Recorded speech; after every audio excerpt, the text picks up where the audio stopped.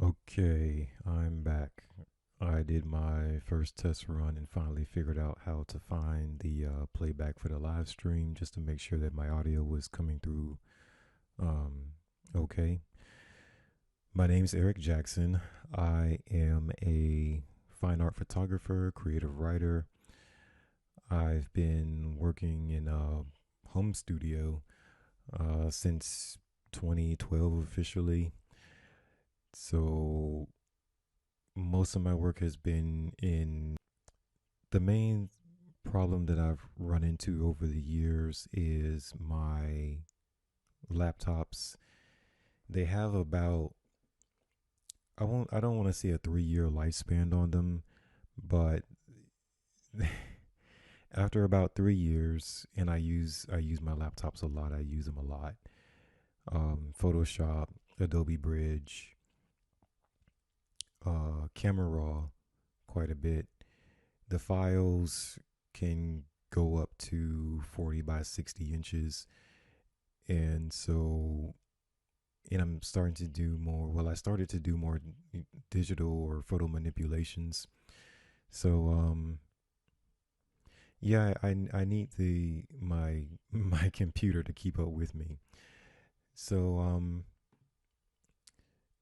my previous laptop is going to be it was going to be 6 years old the end of this month, and I would say like 2 months ago it just crashed.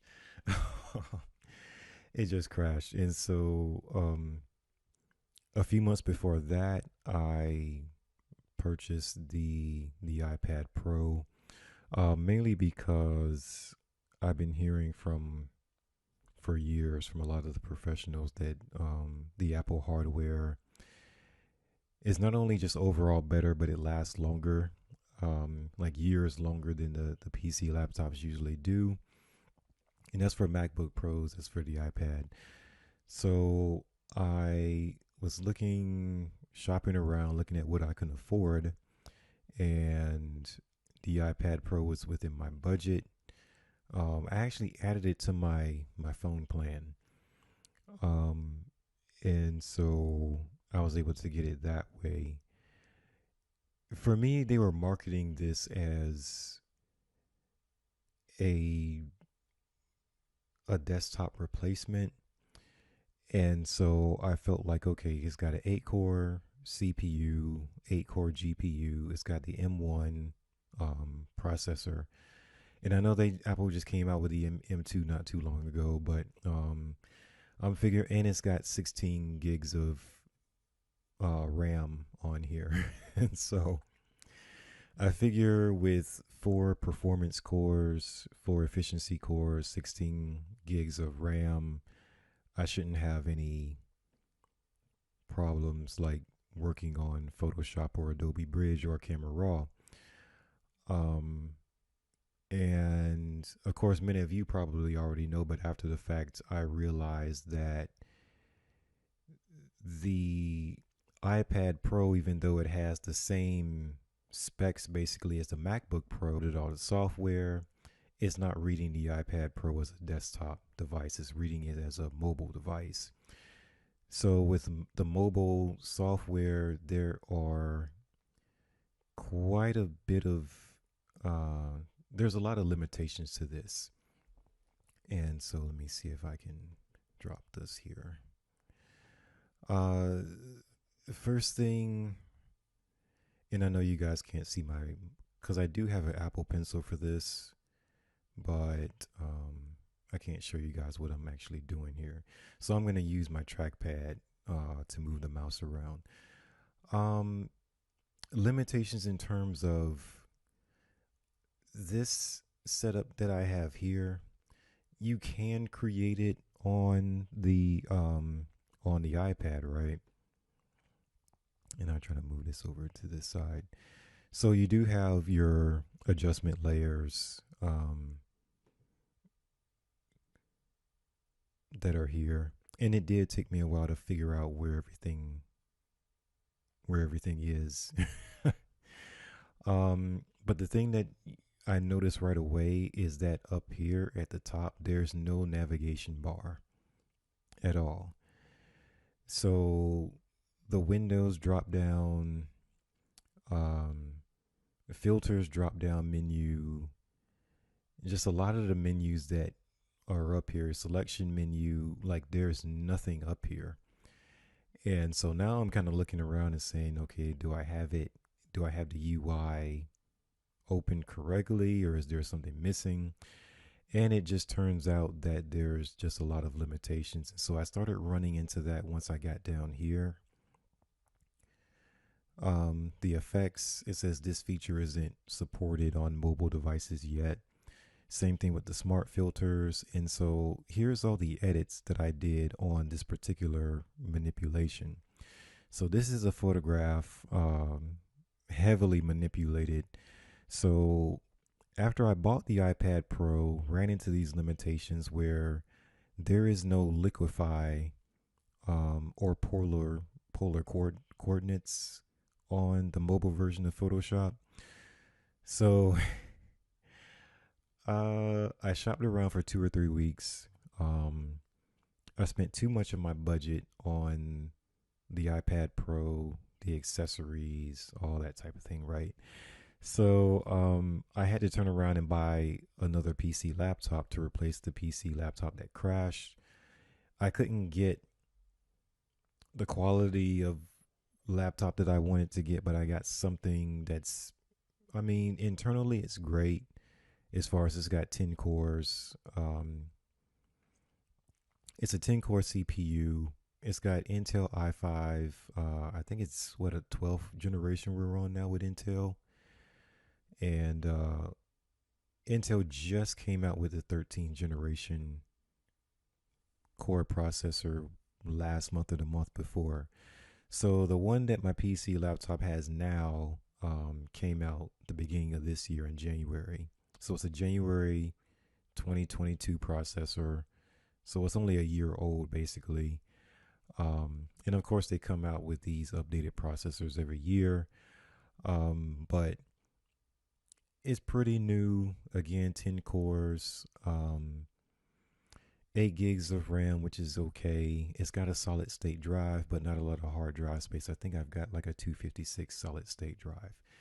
But anyway, I had to, what I couldn't do with this manipulation is blow it up to a 40 by 60 on my old laptop, right? So I tried to do that on the iPad Pro, and this is what I ran into, where there's not nearly as many features on the mobile version as on the desktop or the laptop version.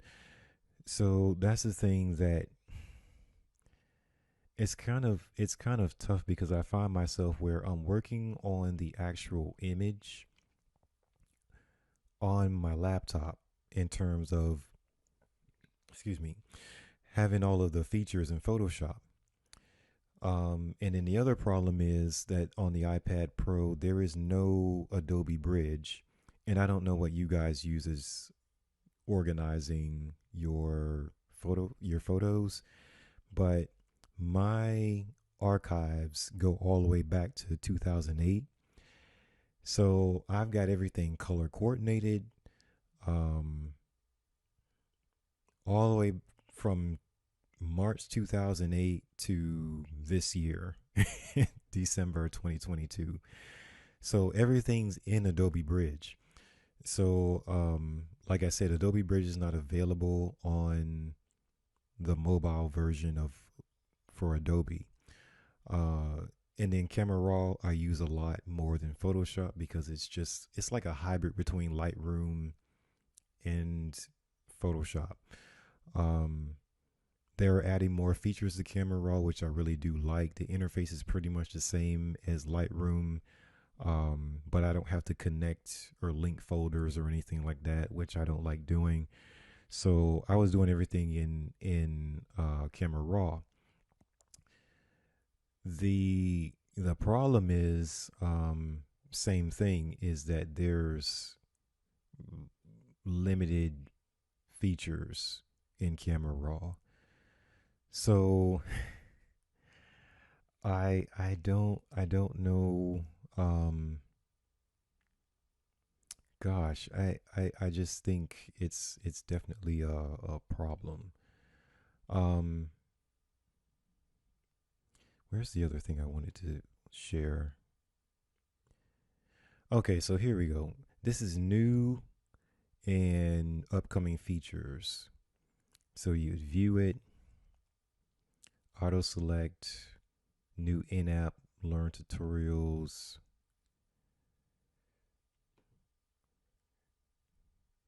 and it just keeps going. Now, all of these things I believe are already in the mobile version. Removing the background, that type of thing. Now you get down to what's coming. Sharpen your image, layer effects, grids and guides, color swatches, smart filters, liquify, shapes, and more. Like this is like the skeleton version of Photoshop. And that's the thing that surprised me. So I felt like the the iPad Pro, I mean, it's got more than enough power on it, right? But I can't use it on anything because it's looked at as a mobile device. And I believe that a friend or one of my coworkers explained it to me to where the software is coded completely different. So from desktop to mobile, you're going from one code to basically an app version of Photoshop on a mobile device.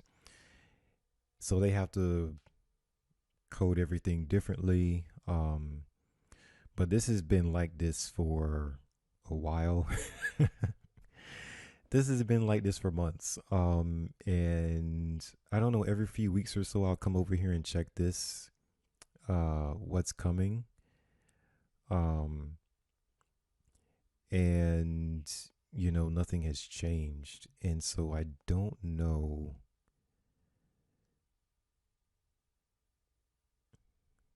Yeah. And so, see, this is from February 5th, 2022. I want Photoshop full version on, well, in my iPad Pro. And there's a sad face. Use Photoshop as a drawing pad. Um, Layer effects, warp, actions. There's not that. There's no ruler. Uh, yeah, I mean, and then at the bottom down here, you've got Photoshop desktop version, please. And this is from July 19th this year. So, you know, you got Gaussian blur. I would love a ruler. The pen tool that's not on the iPad. Um, yeah, so there's just liquify. Use iPad with Photoshop on Mac as dedicated drawing tablet.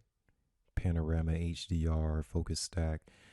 I mean, there's a list of things like, and I really didn't pay attention to how long of a list this was or this is.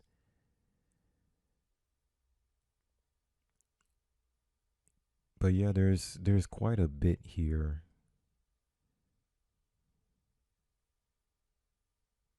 Now this one says add possibility to store files locally on the iPad. I do that all the time. Um, I do that part all the time. Now this particular iPad, I've got a terabyte worth of hard drive space on here, so that's not the issue.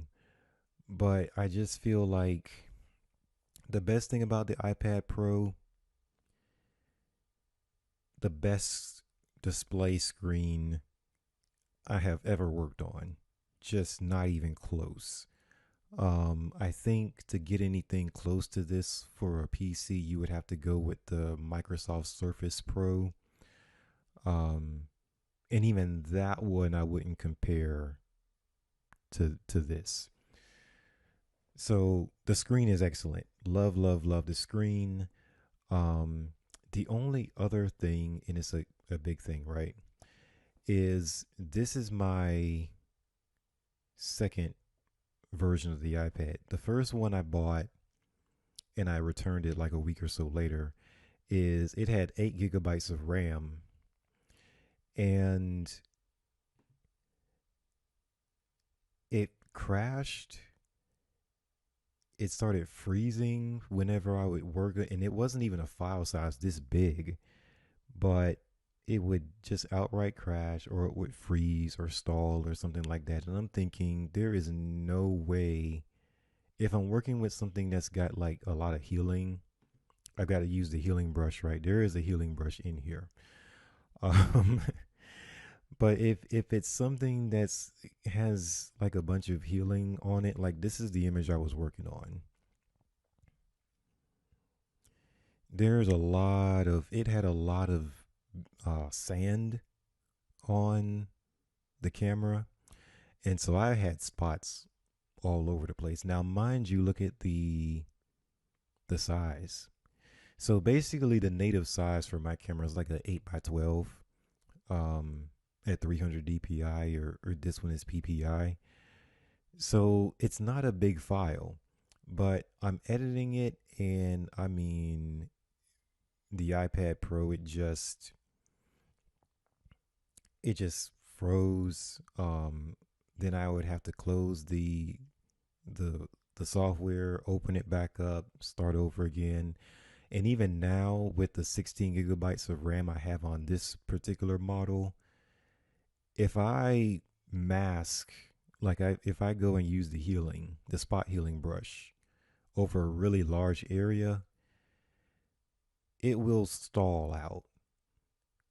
It doesn't do it as much as before when I had the 8 gigabyte version, but even on the 16 gig, it'll stall out.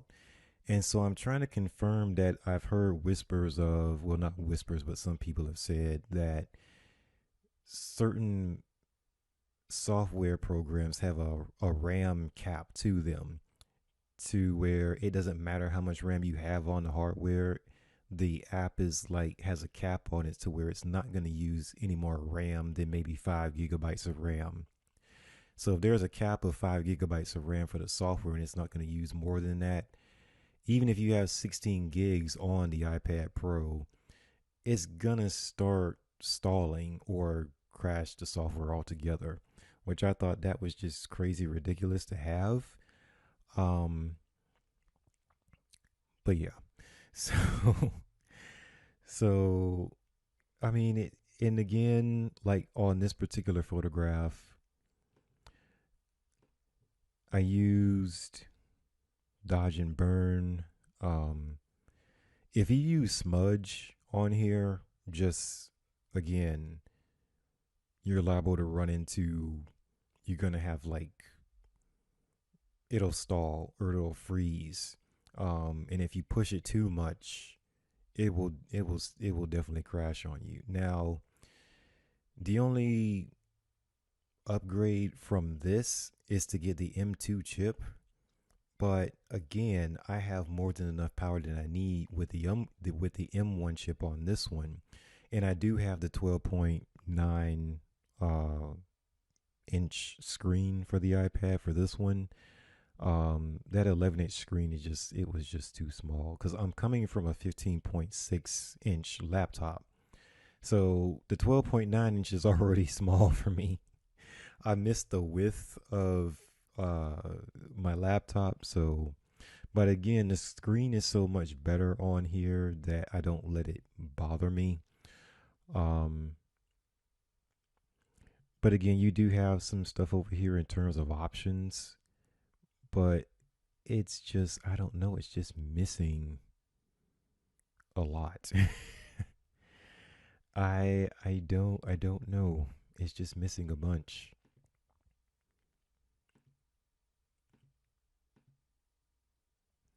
So yeah, this is the simple panel here for your layers, and then this is the normal one.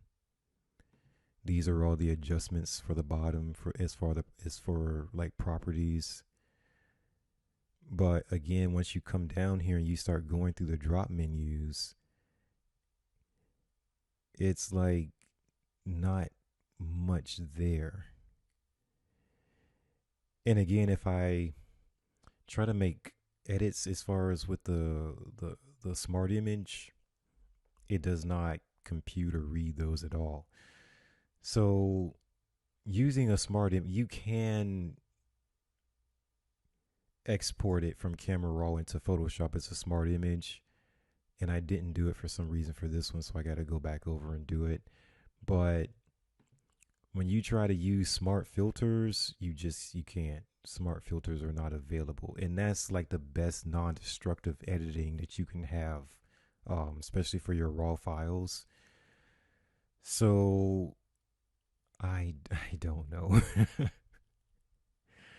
I don't understand why there's this huge limitation, because again, the marketing is like this has just as much power as a laptop. So it's like, okay, give it the full functionality of a laptop.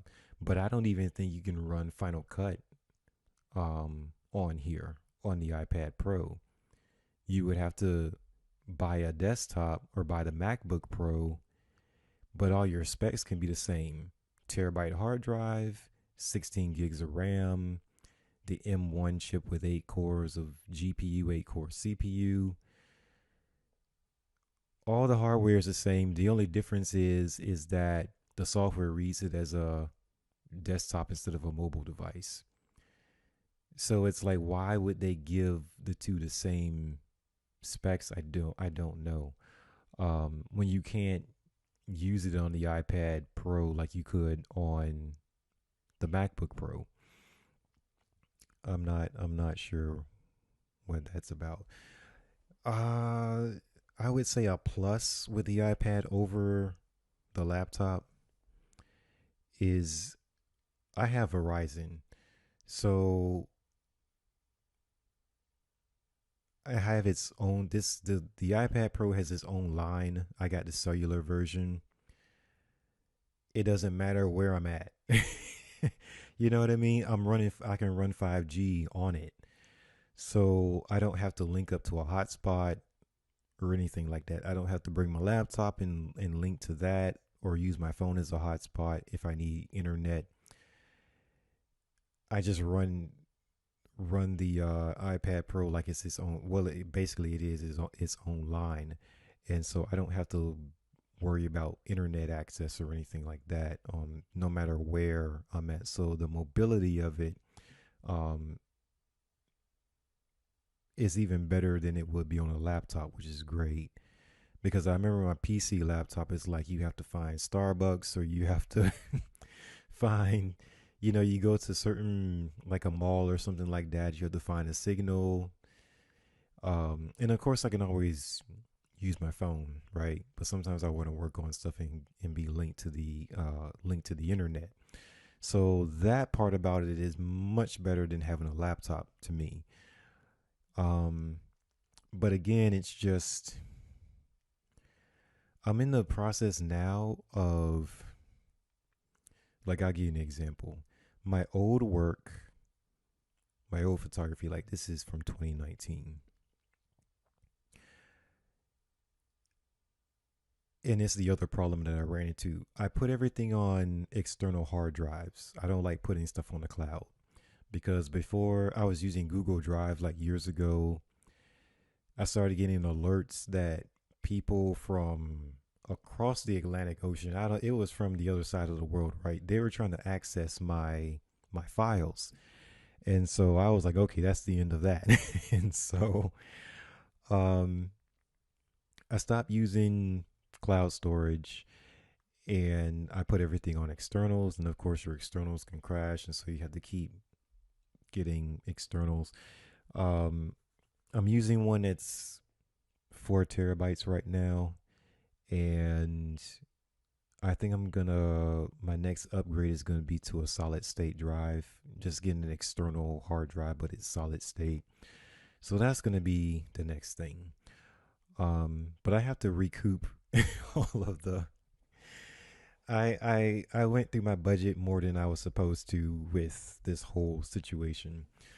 Um, but yeah, I'm gonna get a solid state, probably a couple of those, and then have that as my backup. So I have two of those, and then I'll have my work on the iPad hard drive because I've got plenty of space on here still. Um, but the thing is that my external hard drives are formatted for PC and not for Apple. And so my iPad Pro can read it, but I can't write. I can't save it from the iPad to the external hard drive. It just will not write anything to it. So I decided, okay, I'm gonna take everything off the external hard drive, put it on the iPad because, like I said, it can hold everything. I got a terabyte on here.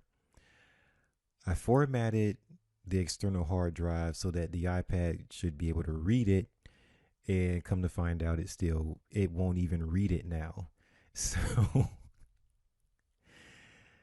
so and also you cannot reformat an external hard drive from your iPad. It just doesn't have a feature for it. It doesn't even have an eject button. Like, you connect your external to your laptop, and then there's the eject button, so you know you disconnect it safely. There is no eject button on the Pro, on the iPad. So I found that kind of weird and kind of nerve wracking because I don't just like unplugging the external. You just make sure that nothing is open, like the actual window is not open.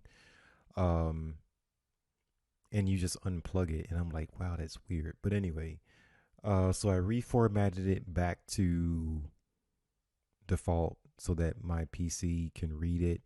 And now I plug it into the iPad. It can read it again, but still it won't write to it. So I have no idea what's going on with that. So that means that my solid state drives, I'm gonna have to plug them directly into the iPad and make sure that they're formatted correctly because I don't know what happened with that whole thing because I've done that before where you reformat it to exFAT so that Windows and iOS can read the same hard drive, but for some reason I don't know, it didn't work on the one that I have. So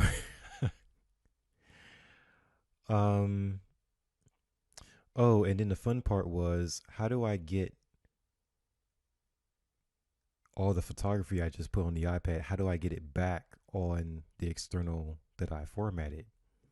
I had to get a flash drive, put everything on there a little bit at a time because the flash drive was like 36 gigs or something like that. Yeah, 36 gigs. So about 36 gigs at a time. I moved it from the iPad to the flash drive, from the flash drive back to the external hard drive. So now all my photography is back on there, but that took a while. That took a while. But again, I'm sharing all these things because it's like,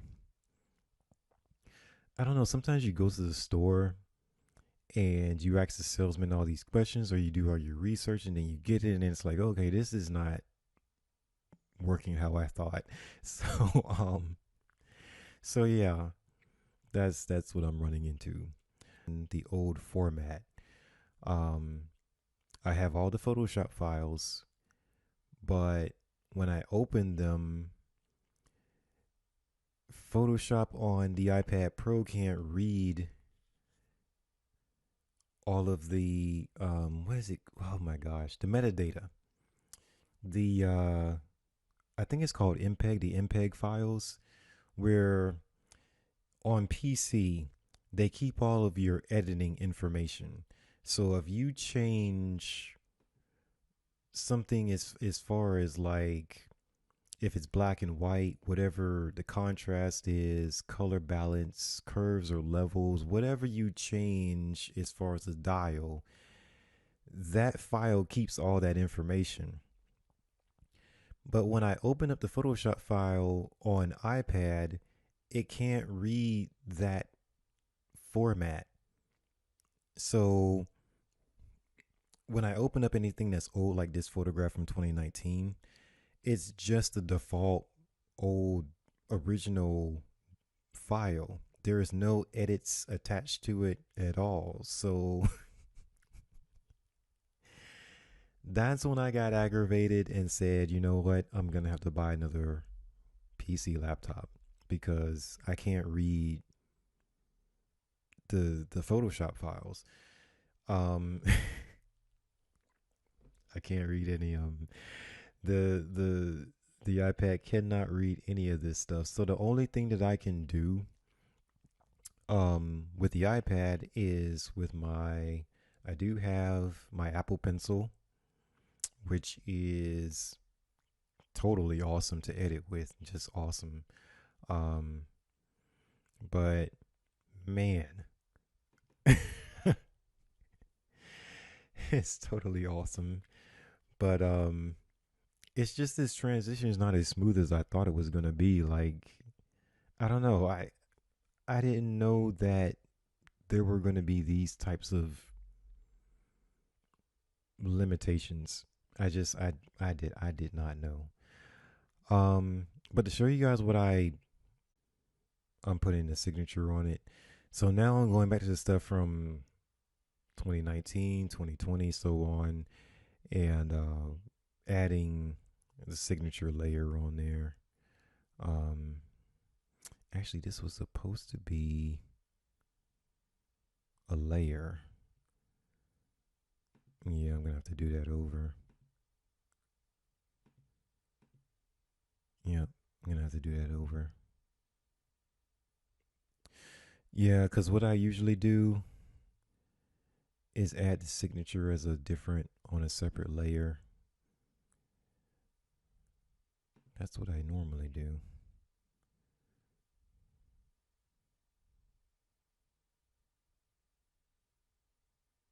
And then as far as Adobe, my account, I think I got 20 gigabytes worth of space. Yeah, see, so the signature is on a separate layer. And of course, I got levels. Um, there's my smart object. Now, the other thing is, of course, when you start doing your dodge and burn, it turns it into its own layer.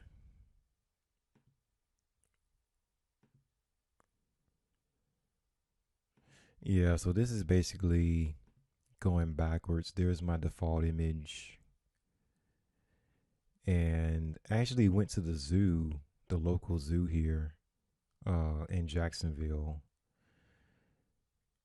and captured this one. So of course this time I remember to use a smart object, and once you start using your dodge and burn, you're gonna get a different image up here because you can't directly dodge and burn onto a smart object.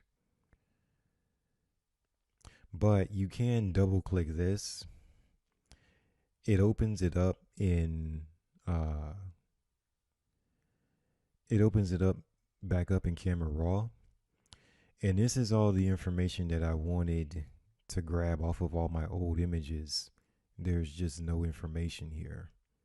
And of course, this particular one is from this year, so I created everything, all my edits in Photoshop. But on stuff from last year, previous years, I did a lot of edits in Camera Raw. And so I can't access that information now. Because, like I said, when I moved from PC to the iPad, it's just, I don't know, that file that I need is just different.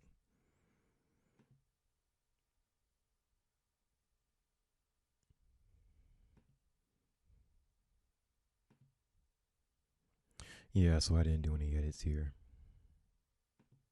And normally I do this with the optics.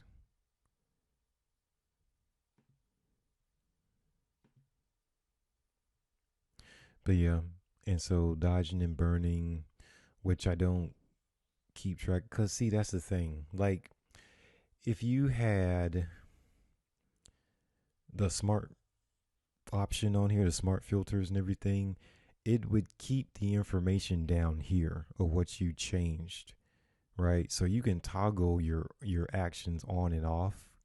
Um, but the features are not available in the mobile version for Photoshop. So again, that goes back to where we were at the comment section, and you had a lot of people just saying, "Hey, we need the we need the full version on the mobile version of Photoshop,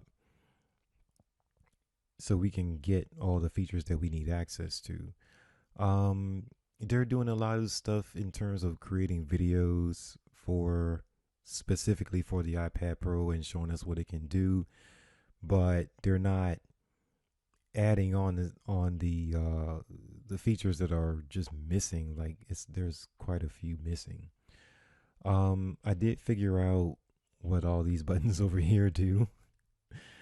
Um, so yeah, that's your hardness, exposure. This is the brush size. So some of that stuff is there. This is a little bit of a pain in the butt to use, the transform tool.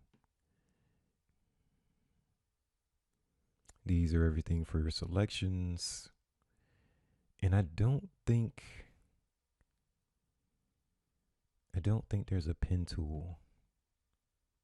Brushes.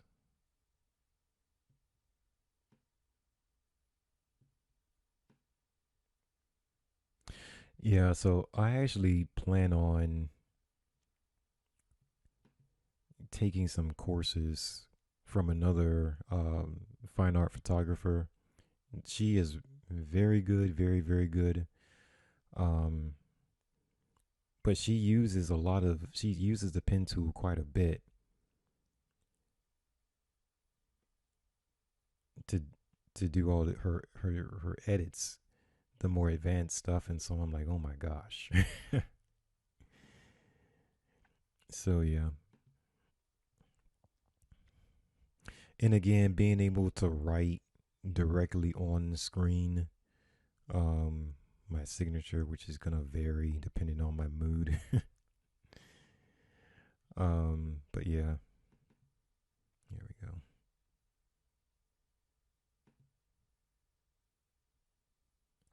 Now I will say, if you're connected to the cloud, be careful when you're backing out of an image, because it's gonna save it to the very last state of the image. Um, so if you change something and forget to change it back, like if you finish an image, right, and then you change the file size, because what I do is I'll go full size image, then I'll save it, right? I'll go back, uh, create a a small image, a small file for social media. So I'll shrink the image down to like 2100 pixels on the longest side, 72 DPI, export it. But if you close the file, it's not even gonna ask you if you want to save it. It's just gonna save it where you left it. So yes, be careful, because if the file is on the cloud, it's just gonna save it. Now you can go to your Adobe account, and it'll have a list of your recent edits.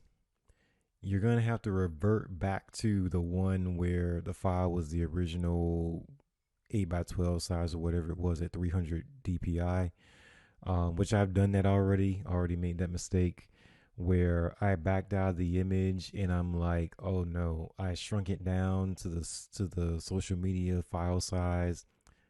I didn't blow it back up before I closed the image. Um, so I had to go to my Adobe account and figure out how to revert it back. So I'm like, just be careful with that. But yeah, I think that's That's all I've got. That's all I've got. Cause see down here, this is my small file here. This is the normal size. And you just basically go up here to the corner and you just check to make sure that you got your resolution up in the original dimensions here.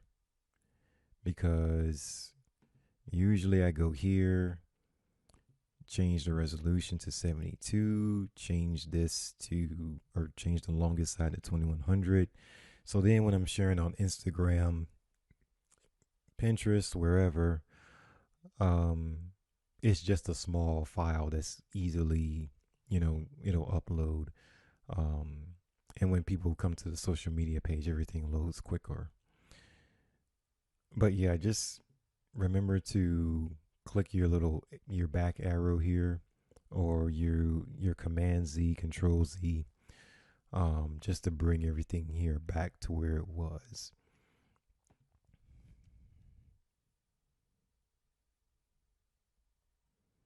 But yeah, just be careful with that. And again, same deal. Um, this opens it up here. Now, this is the other thing that I did for this particular image, and I did this probably within the first couple of days when I had the iPad. I and before my old PC crashed, I looked up these numbers and I put them into the iPad Pro version of Camera Raw. Now, you also notice on Camera Raw up here, there are no features whatsoever. There's no spot healing. You can't make any of the spot adjustments. There's none of that stuff up here. So this is also the skeleton sort of version of Camera Raw, which was just so disappointing um, on the iPad. So I don't know what to tell you. It's of course it's got some of these things, but it's like I could do quite a bit of spot healing, not as much as I can in Photoshop, but I could do quite a bit of touch ups as far as spot healing in Camera Raw, and it worked just fine. Um, I also could scale the image on the menu that was down here, but again, there's no menu down here. Um, I'm gonna take one more look around and see if I'm just missing a menu there is a way for me to open it up, but I don't think that there is. Um, and also in the desktop version of Camera Raw, all your presets are there. So any presets that you uploaded, just like you upload presets into Lightroom, you can upload presets into Camera Raw, and that's what I used to do. And I don't stick with the default presets, but it is a good starting point to scroll through all of them and see what you like in terms of style.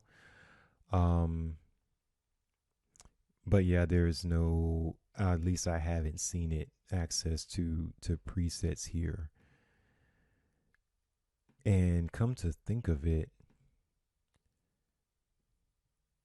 I don't know if there are presets in the mobile version of Photoshop. It's just I don't know. So when we go back through the comments, or if you look on, yeah, I added a little bit of light. Yeah, cause see how it's flat and a little bit more pop to it.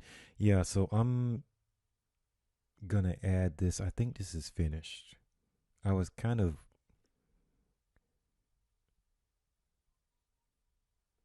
yeah,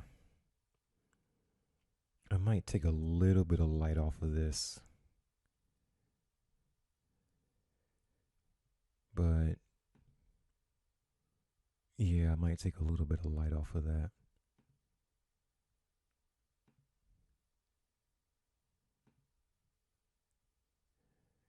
Because the other problem is too is that this here is fine, but that's because my screen is so bright.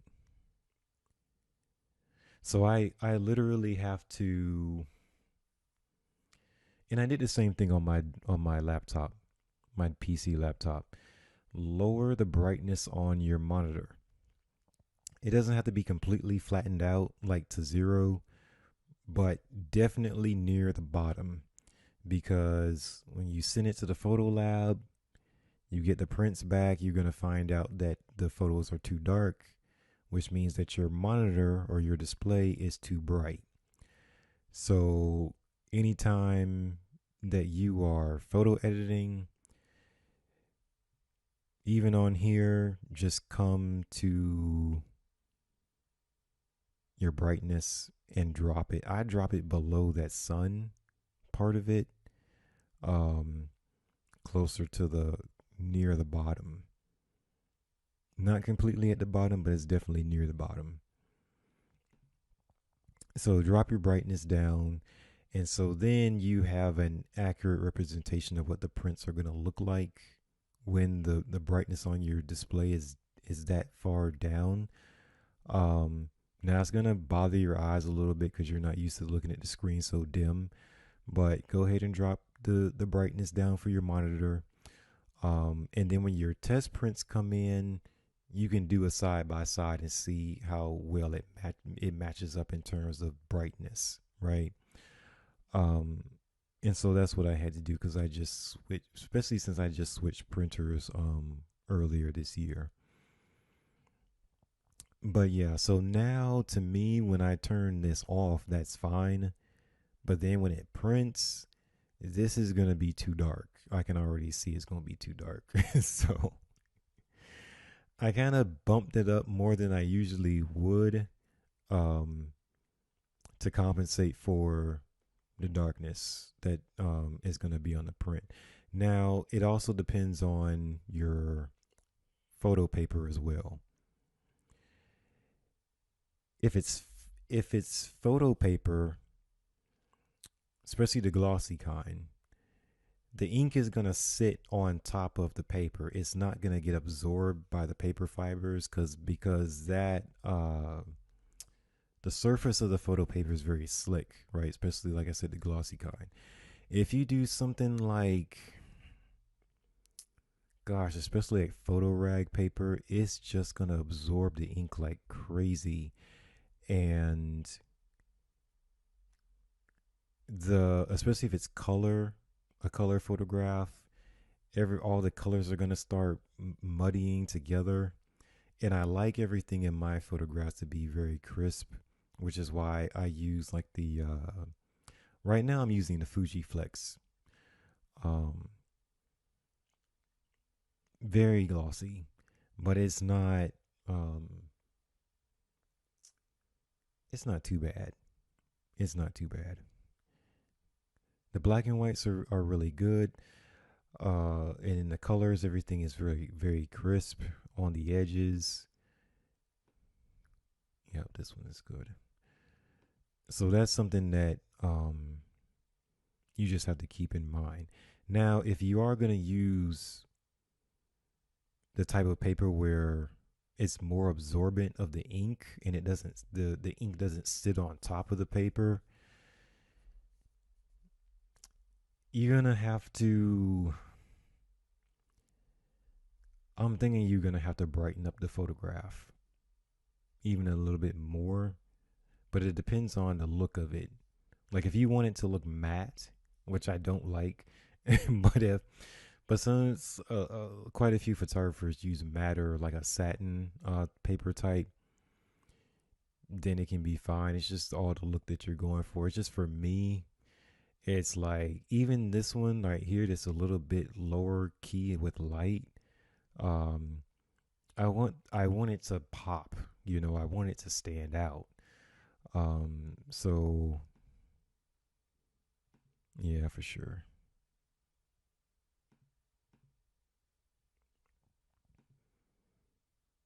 Yeah, and I have the signature as a layer again. So yeah, and this was also at the zoo. Um,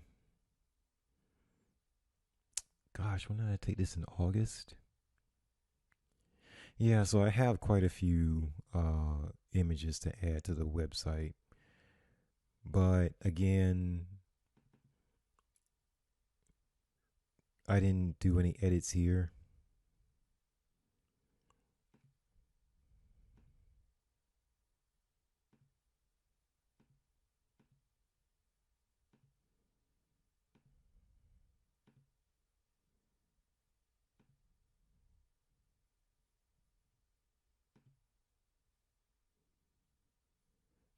Yeah, so it just depends on the look that you're going for. Um and then the only thing with my new printer, the new Photo Lab, is it takes at least twice as long for the prints to ship. So it's can be up to 2 weeks. So I've had to update all that information to potential collectors on the website. Um, but yeah, I think the other thing that I want to do is just go through my editing process, which is kind of strange because a lot of times it's like the photograph really dictates what you do to it in terms of lighting, shadows, if you have to dodge and burn. This is one of those where you can see there's only uh the smart object layer. It's just the original raw file. I didn't need to dodge and burn this at all. It the exposure um in camera was that good. Uh I just captured it at the right exposure, so I didn't need to do too much to this one. Which can be the toughest ones to do. Cause it's like I opened the raw file and I'm like, wow, this is pretty much done already. I didn't really need to do anything to it. A bit same thing with the midtones. I didn't move the highlights at all. So it's at the point where it's like just don't mess it up. So if your exposure comes out really well, um, you capture it really well in camera. Over the years, I've learned not to overdo it and try to create something spectacular. It's like let the photograph just be what it is.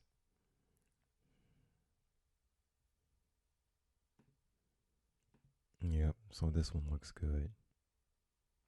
The only thing I don't know about this one is pricing. I have like six different tiers as far as price range. And I'm going through I got reading material now that I'm going through as far as like the business side of all this, to help me figure that out. Cause all the classes that I took in photography, we definitely should have had more business classes because that's really that's really the challenge. Um, but yeah, that's just it. I think I'm gonna be spending a good chunk of this month just transferring everything from the PC laptop to get it over into the iPad, uh so that I can edit it in iPad. Um this is also all these are from August. And when I started running into problems, I won't say that I rage quit, but I was upset because I was so excited to get this iPad Pro, and my sister was bugging me for a while to switch over from PC to Apple. Um, so yeah, I kept telling her it was too expensive. Like Apple's like really expensive, but finally made the switch, and I was excited about the XDR screen on here. um, the processor, 16 gigs of RAM, all of that, and then found out that it's just limitations on here. Um, And then, what, about 3 weeks ago, I went to, oh, wow, I did a lot on this thing. About 3 weeks ago, I went to my Pinterest account, and on the iPads, you can't tag your products within an image. So the mock-ups that I was telling you guys about, I do an interior, like a living room. I'll do a mock-up of having my artwork set up in there. And on Pinterest, you should be able to tag your artwork or your photograph. And then with that tag, the client can go from the tag right to your website page for that particular artwork. But on the mobile version of Pinterest, you can't tag your products. So, yeah, that's when I started going to the store and went to Best Buy, went to Walmart, um, went to Target, finally went to Office Depot, and I found a pretty good Lenovo. I've never had Lenovo before, but my sister has one. I didn't like the screen, but as far as hardware functionality, it seemed decent. So I jumped on that one. And of course, this time of year, there's a bunch of sales going on. So I did get that one. It's better than my old laptop. I'll give it that. It's got a backlit keyboard. My old PC didn't have that. It's got the fingerprint thing where you just put your finger on the sensor and it unlocks it. Um, I think it's got Windows. What are we on? Windows 12 now for that. I don't know, but it's the new operating system for Windows. Um, I mean, it's fine. I just don't like the screen. The screen compared to the iPad, or if you get the XDR screen on, I think it's the 14 and the 16-inch MacBook Pro. It's just night and day. And so now when I'm editing my photography on the iPad, it's like I can see everything so much clearer. All the colors are more vibrant. So my color accuracy is better. The white balance accuracy is better. Um, you can still go by the numbers, especially with the white balance in terms of accuracy, but it's like just get a really good screen. It really helps. Now, of course, you're going to pay more for the better quality screens, but I mean, it's photography, it's artwork. What can you do? So I don't know with this one. Um, Last time I left off on it, I'm like, what am I gonna do with this highlight? So what I did was I balanced out because you see my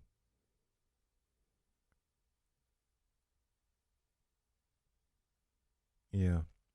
So I kicked the whites up all the way to when it starts reading the information here. So here's all your information.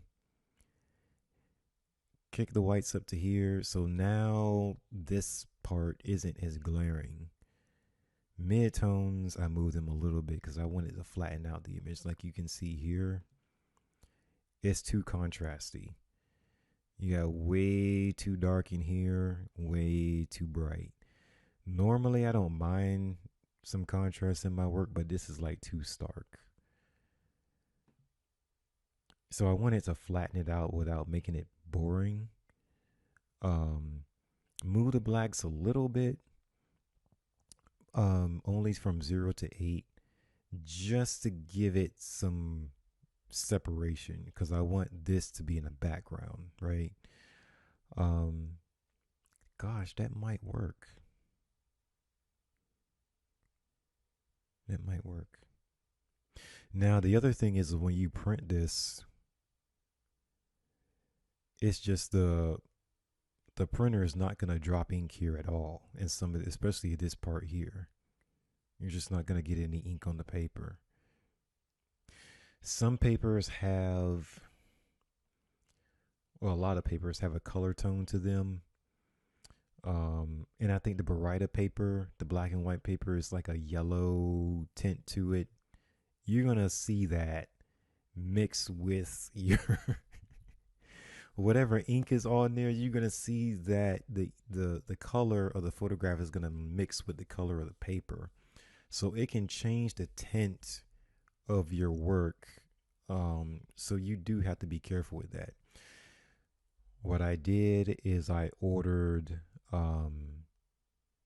You can order samples from Photo Labs and see how the same image. They'll give you a sample image. It won't be your image, but they'll give you a sample image, and you can see how the ink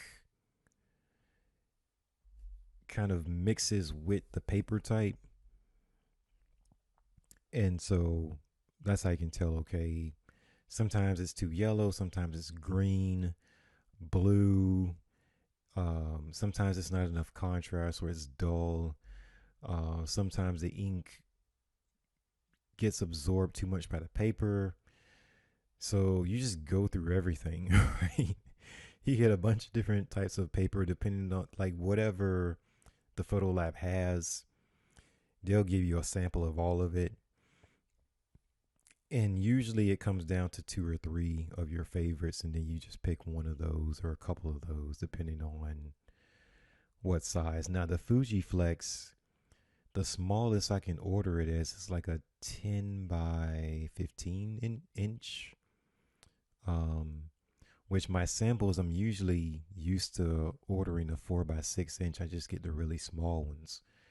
But the Fuji Flex, it's 10 by 15. It's more expensive, but the color saturation, the white balance, the brightness, everything's better. So, gosh, I want to say in the fall, I switched from the Fuji Pearl paper to the Fuji Flex. Um, it's like three times as expensive. Like the Fuji Flex costs like three times more than the Fuji Pearl. But looking at all, because I got samples of that from two different labs, um, the Fuji Flex is just better. So what can you do? um, I guess the last one that I'll show you guys, and then I'll go ahead and sign off because it's like 1 in the morning. But this one's also from the zoo. This one simple, but I did quite a bit of uh, heavier editing with this, because okay, so let me see if I can go backwards. So that's my signature. That's the overall like brightness. Come down a little bit. This is a rock, like a pretty large stone that was over here, and I didn't like it because it just throws off the. It's like I'm looking at the duck, but then my eye keeps going over towards these bubbles and stuff over here, and I'm like, I just can't stand that. Um, so it took me a while to get it right, but I ended up taking it out. And you have to be careful because see the line here, you want that to be natural. Um,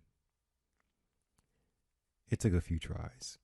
Now, what I did learn from this is I can't edit this in pieces, like slowly but surely take everything out. You basically have to cover all of this in a mask, right? And then let the iPad the software just work on it. And it's going to take a little bit for it to disappear, or to merge this stuff together. So I just did it in one, like take your brush size, blow it up, and just get out right out on the outside of the edges without touching the duck, the tail. But just get it right on the edges and just select all of that at one time. Um, because the first few times I tried to do it, I tried to do the top of it first, and then another part of it, and then another part of it, and that just went all over the place in terms of pulling in from different information from different parts of the photograph. So it's just one big swap down to here and wait. And then eventually it goes pop and it disappears. I love how the lighting fell on this, um, which was good. And I think I had to do that a few times. Just one big swoop and see where this lighting falls in terms of how it fills up the space. And then the next thing is the duck. I like the lighting on this. Um, I like the lighting on this, but everything else was a little bright. So I left the duck alone, but I darkened everything else. Right? I darkened everything else. So the duck stays the same. Everything else is darker. I think I did a dodge to its feet just a little bit to give some a little bit more separation down here. And then of course there's my signature added on. Um and then when I need a print, I blow this up.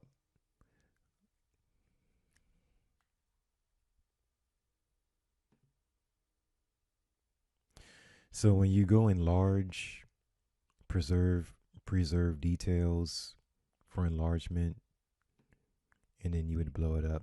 Now me, I prefer to do the enlargement in Camera Raw because it's still basically the raw file that you're dealing with.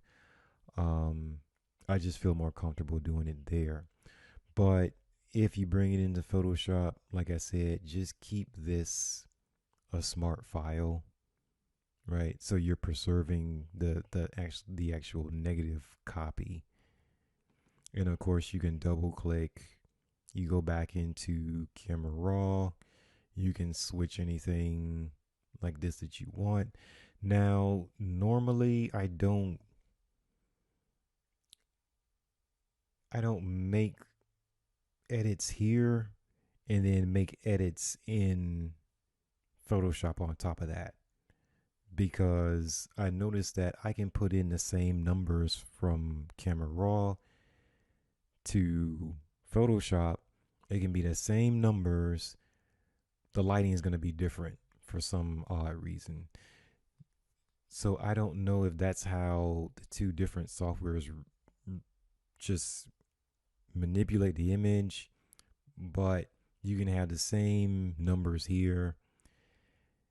They're going to look different. And years ago, I started doing comparisons. Okay, if I put the exact same numbers in Camera Raw, get a test print. Here's the same numbers in Photoshop, get a test print. They're going to be different, whether it's color, especially black and white. So, and black and white is different because in Camera Raw, you're going to change it to a gamma. I think it's gamma 2.2, something like that. I forgot the exact name of it. But that's what you're going to change it to. This one I can't really show you guys what it is though cuz this is the it's just a button here. On the desktop version it'll show you it's like a gamma something. I don't want to say gamma ray, but it's like gamma 2.2. Um and my new printer that I switched to a few months ago, they can't read gammas at all, the gamma profile. So I'm going to have to switch the raw file back to color, open it up in Photoshop, apply a black and white filter or mask over it, and then export it out and send it to the printer. Um, I used to use Bay Photo. Bay Photo, it didn't matter. The only thing I noticed with Bay Photo though is that on their black and whites, you would get certain color aberrations in it. And I tried to work with them to fix it, and it was not, could not get it fixed. And just couldn't get it fixed. And so I had my black and whites going through White Wall. And the White Wall is in Germany. They're very good. They're actually award winning, uh, excellent photo lab, but they don't do any drop shipping because they're in Germany. You got to get through customs. You need all the paperwork in with the shipment. So I didn't want the customer to get the original invoices and all that type of stuff. So couldn't do any drop shipping through Whitewall. So I switched to Artisan, um, and they're in Scottsdale, Arizona. Um, and they do everything. Like I ordered the one of my favorite prints in black and white. Um, then I ordered another one in color, one of the newer ones, and tested out the Fuji Flex. Tested out or ordered paper samples from them. Um, Everything came out really, really, really well. And the other problem I had with Bay Photo 2 is they're in California. So during the pandemic and they're in lockdown, they're out of lockdown, there's all these different types of rules. And when you're talking to someone who's in Florida like me, I'm like, what are you guys doing? So so they kind of got out of their pandemic phase like several months after us in Florida did. So that caused quite a bit of friction in terms of ordering prints. When are they going to be open? Um, when is everything going to go out? And of course, they get behind because they're short staffed. And who's coming to work? Who's not coming to work? Are they on a skeleton crew? It was not good. So I'm like, okay. I tried to find a printer in Florida. Couldn't find. Well, there's good printers here, but not. They don't have the products that I want them to have in available. So with Artisan, like I said, they're in Arizona. They have the True Life uh, acrylic, the face mounted acrylic prints. Absolutely beautiful.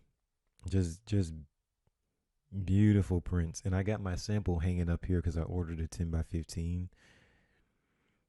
Beautiful, beautiful, non-reflective, or it's like anti-glare. Uh, I'm like, okay, I'm sold. I'm sticking with them. So so far on my orders, like I said, the only thing is a week, a week and a half. You're just waiting for the prints to ship. Whereas Bay Photo, when everything's working right, it's like 2 to 3 business days for them to ship their, especially test my test prints, whatever I'm testing out. It's like 2 to 3 days. So in that regard, I was spoiled. So what I'm going to try probably next month is, if not a little bit later on this month, is Bayphoto also has Fuji Flex paper. They don't have the True Life acrylic available. So, um, I'm thinking, okay, test it out my prints through Bayphoto and see if it matches the test prints that I got from Artisan. It might not. I'm thinking it won't, but it's worth a shot because what I want to do is if the test prints from Bayphoto and Artisan are similar, they should be close enough, right? Because I'm doing all the color correction myself. So if they're the same with the color prints, I'm gonna order all of my new test print stuff from Bayphoto, and then when I actually need to fulfill an order, I can get the True Life acrylic prints from Artisan in Arizona. Um, because the past month and a half or so, having to wait 2 weeks every time I have I want some test prints.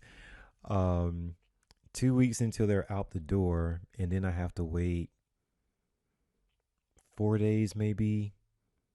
Um, because it has to go from Arizona to Florida, and I usually go with FedEx Ground. So yeah, it's like I'm a patient person, but not that patient. So I'm trying to find a workaround with that. But yeah, I mean, and then with speaking of which, this is what they sent me. This is metallic from Artisan. They sent this metallic paper. Um, man, they have some good paper, really. Here's the Fuji Flex mounted to 1/8 True Life acrylic.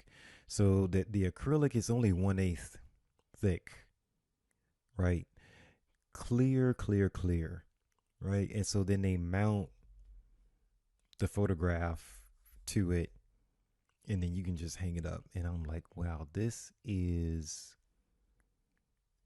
awesome, right?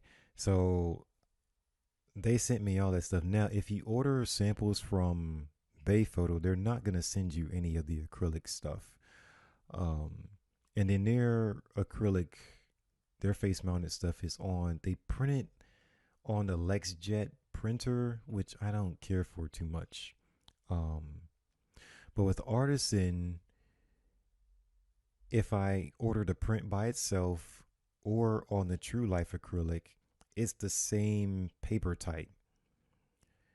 So it's in sync. And that's very important because what I was running into with Bayphoto is that I can get the Fujiflex as print only, but then when I order the face mounted acrylic prints, they print it through a different printer, like a laser printer, and it just flattened out the contrast. It flattened out the color. It flattened out everything, so it wasn't as vibrant as the print by itself.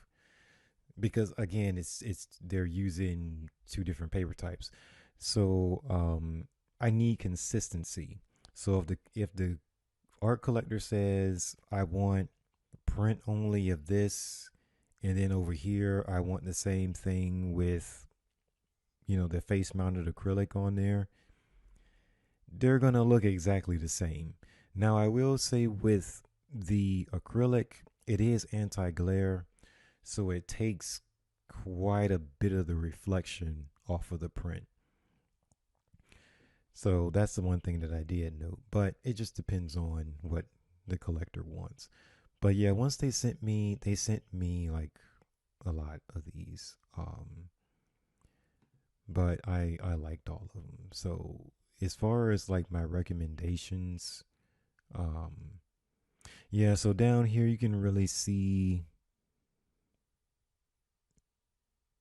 that the thickness of it. So yeah, it's it's nice. Now this is their logo over here, which when I was sharing this on my blog, I wanted to have like a cleaner example of what the client would get. So I took their name out. Now it looks really weird over here, but you get the idea. So yeah, so they have a better idea of what they're ordering. Now, after I got the samples, like I said, I ordered my work on this product, and I really like it. I really like it. The only thing is, like I said, the smallest that you can order is a 10 by 15 inch of this particular product of the acrylic, and it's pricey. So I'm gonna see what I can do because I've got a lot. I've got a lot of photographs with flamingos. I've got a black and white waterfall that I have to test out the lighting and contrast on that. There's a bunch of other stuff that I haven't even done yet. Like there's one particular series where I started editing it on the PC and then found out that I needed to get another computer. So now I have to uh I'm in the middle of trying to transfer it over to the iPad. Um and of course, it's like I said before, Apple and Windows, they don't sync really well. So yeah, that's gonna I'm gonna see what I'm gonna do with that. But yeah, thank you everyone for tuning in. Like, see, this is all the old stuff. Um it's supposed to be black and white. All this stuff is blue, like this, and where is it? Where is it? And this are the same. Like this is blue, but this is black and white. So this is the file that I got from my PC. But when I opened the file, it it wasn't this. It wasn't edited at all. There was no edits attached to it. Um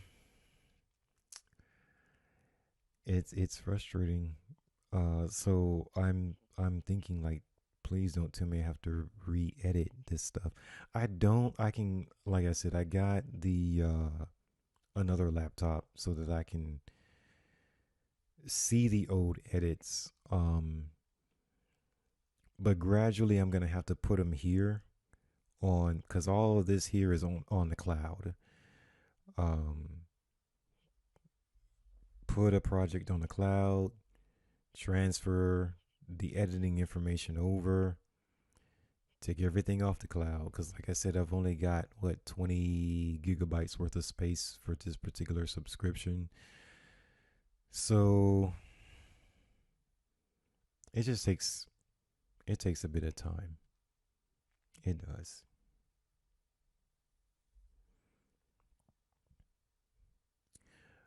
um oh, and I guess the last thing that I'll say, I did take a picture of this. This is what I'm reading: The Business of Fine Art Photography. Now this literally just came out not even 3 weeks ago. You could pre-order it on Amazon. It is from, pronounce his name right, Thomas Werner. Man, highly recommended. Um, I haven't even gotten through half the book yet, but it's helped me a lot.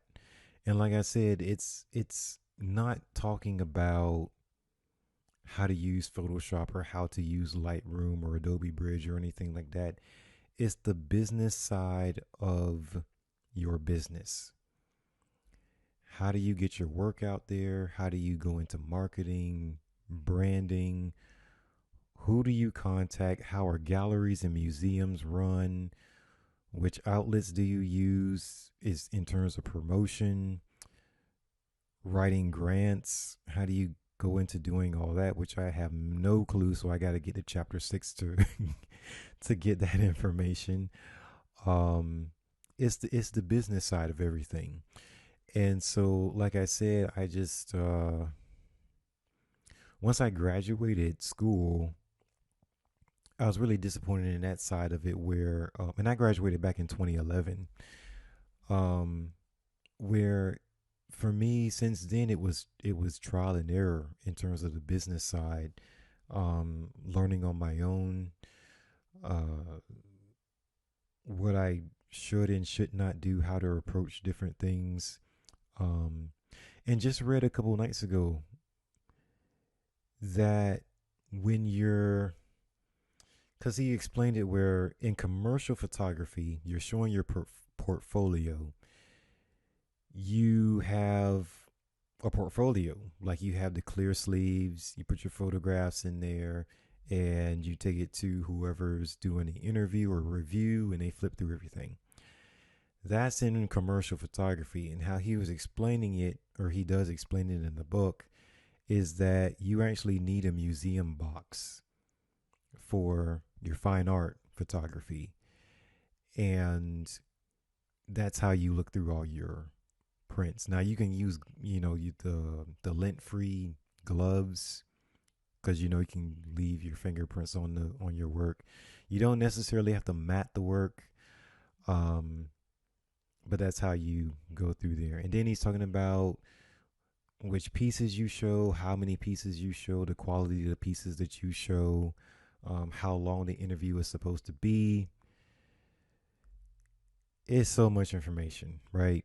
So, and then he has a lot of references and websites, other artists you can get, just their examples of how everything is supposed to run, so you can look at them as a resource.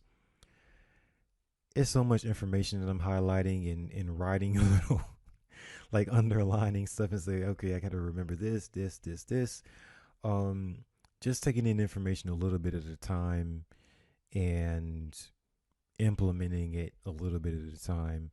And then for me, I think right now it's just on marketing, um, through social media, creating campaigns, that type of thing. Perfect example, and then this will be the last thing. Last year, I submitted my Pinterest account to be verified. Uh, got rejected. They they liked where the direction I was going with the account, but then they gave me a list of things that I needed to fix. So New Year's this year, 2022, I started fixing all this stuff and putting all of my social media outlets in sync, and then putting the website in sync with that, and then getting everything lined up. Um, and then I checked my business account, my Pinterest business account again, and it was in, gosh, what do you call it? It was under review, right? So it got rejected. I started fixing everything, and then by the summer of this year, it was under review as far as my status. Um, and then I think August, it was in August, I got the email where they finally verified me. So I'm just, that's, it's all there. I've given up on Instagram. I've given up on Twitter. I've given up on Facebook in terms of building a following there, because I just don't have a lot of views or anything. Like I'm not getting anything from them. Um,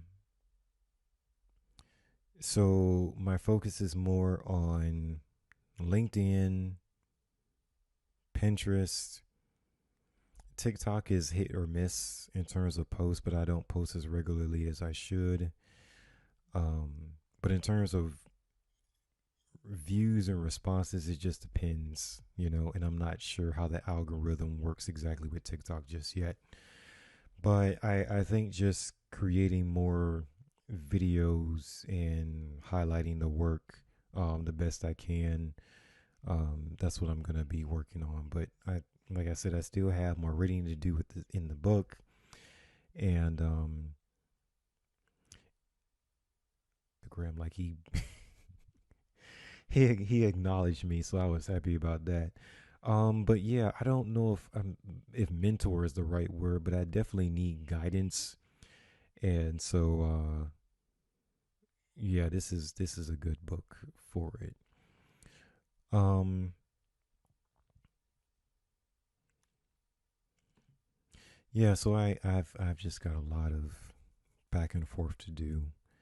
Um, I'm gonna move my iPad over, and I'm gonna sit my laptop here, and it's just gonna be going back and forth between the two, um, until I have everything caught up in terms of work from previous years, um, making sure everything is signed as far as all the prints are signed, um, and then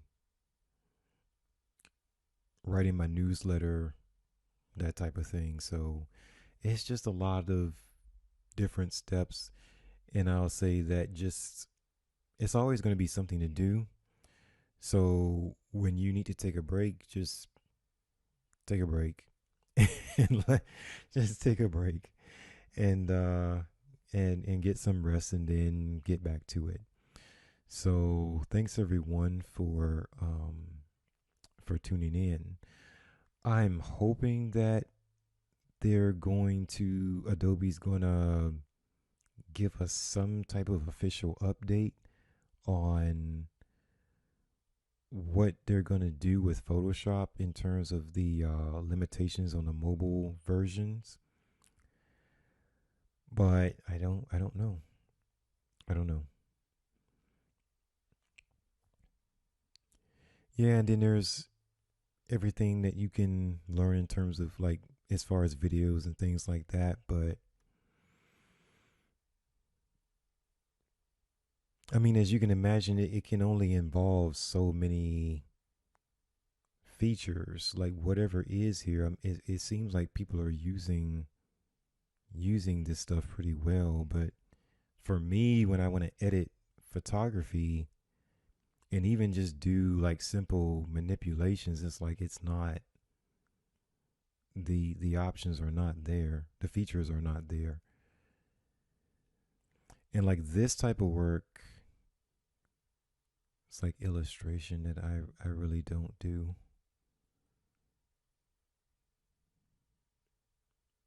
Yeah, so if you guys have any news updates, feel free to let all of us know.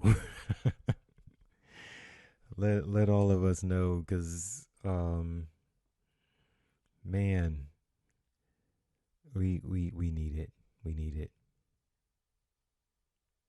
I'm gonna go ahead and look through some of this stuff too, just to see if there's anything that I missed in terms of the UI or any functionality that I'm not missing or that I'm not seeing. Um, but yeah, that's all I have. It's a little after 1:30 in the morning, so I better get some sleep. And hopefully, I'll be on again sometime and show you guys what I am doing in terms of editing. All right, so everybody have a good night and take care. Appreciate it. You listening. Thank you.